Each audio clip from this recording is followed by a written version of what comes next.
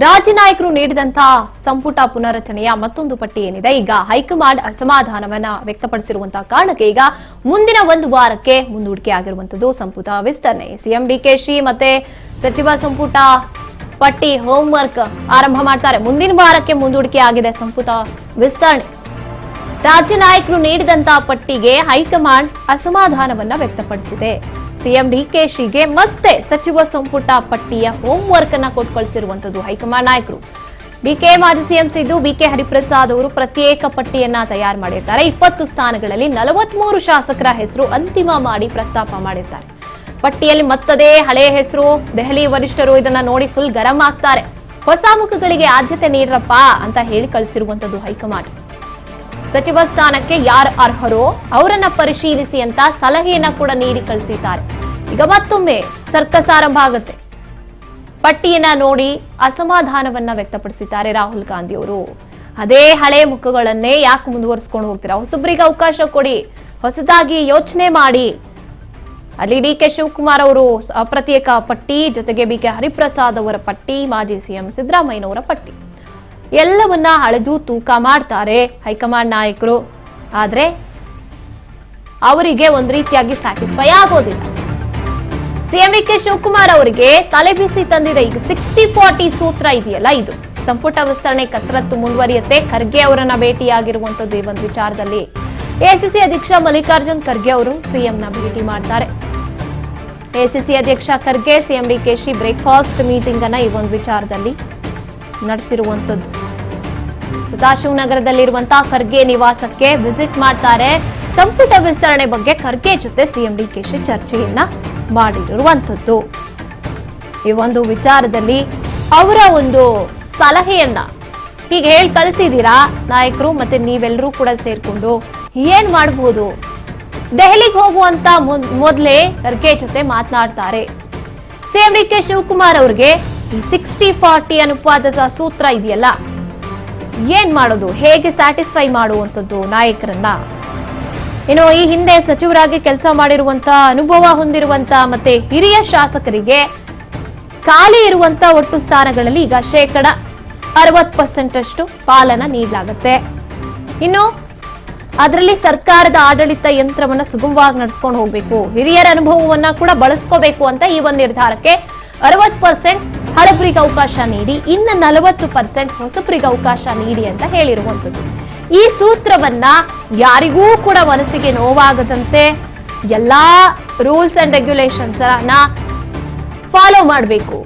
ಯಾರಿಗೂ ಕೂಡ ಮನಸ್ತಾಪಗಳು ಉಂಟಾಗಬಾರ್ದು, ಒಳಜಗಳಗಳು ಉಂಟಾಗಬಾರ್ದು. ಹೇಗೆ ನಾನು ಇದನ್ನ ತೂಗಿಸ್ಕೊಂಡು ಹೋಗ್ಲಿ ಈ ಒಂದು ಅಳತೆಯನ್ನ? ಇನ್ನು 40% ಹೊಸ ಮುಖಗಳಿಗೆ ಅವಕಾಶ ಕೊಡಬೇಕು ಅಂತ ಹೇಳ್ತಾ ಇದ್ದಾರೆ.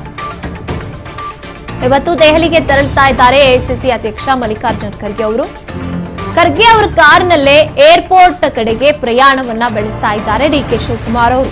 ಏರ್ಪೋರ್ಟ್ ಹೋಗುವಂತ ಮಾರ್ಗ ಮಧ್ಯೆಯೇ ಇಬ್ರು ಚರ್ಚೆಯನ್ನ ಮಾಡ್ಕೊಂಡು ಹೋಗ್ತಾರಾ?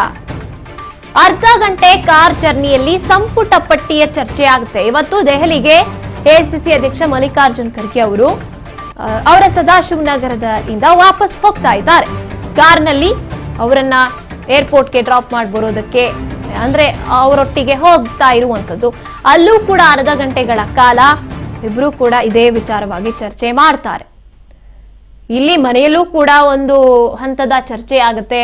ಈ 60-40 ಸೂತ್ರವನ್ನ ಅಳವಡಿಸಬೇಕು ಅಂತ ನಾಯಕರು ಹೇಳಿ ಕಳಿಸಿರುವಂತದ್ದು. ಇದನ್ನು ಹೇಗೆ ನಾನು ಸರಿದೂಗಿಸ್ಕೊಂಡು ಹೋಗ್ಲಿ ಅಂತ ಎಲ್ಲ ಚರ್ಚೆ ಆಗಿರುತ್ತೆ. ಈ ಬಗ್ಗೆ ಮತ್ತಷ್ಟು ಮಾಹಿತಿನ ನಮ್ಮ ಪ್ರತಿನಿಧಿ ಬಸವರಾಜ್ ನೀಡ್ತಾ ಹೋಗ್ತಾರೆ. ಎಸ್ ಬಸವರಾಜ್, ಇನ್ನೇನು ಆಕಾಂಕ್ಷಿಗಳಿಗೆ ಗುಡ್ ನ್ಯೂಸ್ ಸಿಕ್ಕೇ ಬಿಡ್ತು ಅನ್ನುವಂಥದ್ದಾಗಿತ್ತು. ಇವಾಗ ಹೋಗಿದ್ದಂಥದ್ದು ಮಾಜಿ ಸಿಎಂ ಆಗಿರ್ಬೋದು, ಸಿಎಂ ಆಗಿರ್ಬೋದು, ಪಟ್ಟಿ ಫೈನಲ್ ಆಗಿದೆ ಅನ್ನುವಂಥದ್ದೇ ಈಗ ಕೇಳಿ ಬರ್ತಾ ಇದ್ದಿದ್ದಂಥದ್ದು. ಆದ್ರೆ ಈಗಲೂ ಕೂಡ ಅವರಿಗೆ ಒಂದ್ ರೀತಿಯಾಗಿ ನಿರಾಸೆ ಆಗಿದೆ. ಈಗ 60-40 ಸೂತ್ರ ಒಂದ್ ರೀತಿಯಾಗಿ ಹೇಗಿದನ್ನು ಸರಿದೂಗಿಸ್ಕೊಂಡು ಹೋಗ್ಲಿ ಅಂತ ಪ್ರಶ್ನೆ ಆಗಿರುವಂಥದ್ದು ಡಿಕೆಶಿ ಅವ್ರಿಗೆ. ಏನಾಗ್ಬೋದು ಅಂತ?